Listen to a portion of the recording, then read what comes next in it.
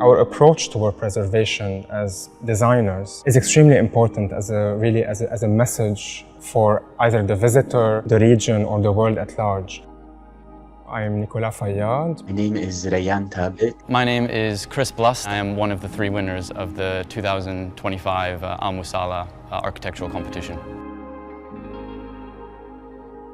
From the very beginning, we were very much interested in the idea of the in-between.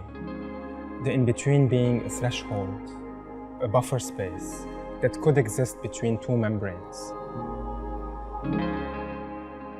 If you think about the design itself for the Musalla, it's a true collaborative act where the artwork is not intended as a decoration or the architecture as a design and the structural engineering as keeping the pavilion together. Visitors experience and feel serenity, harmony, but also togetherness and solace. The whole idea was to build a structure that could be fragmented as a symbol of artwork, not just used as a musalla. In our sustainability narrative, it was also important for us for the users to be comfortable in the musalla environment. We looked at passive technologies like wind and shading to be able to overcome that.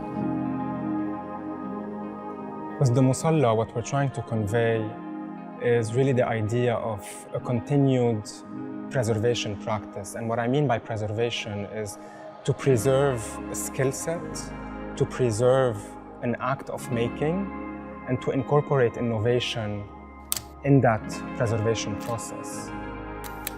Maybe in the threefold experience of the mind, the heart, and the hand that are reflected in the themes of the biennial, that can be seen almost literally in the experience within the Musalla.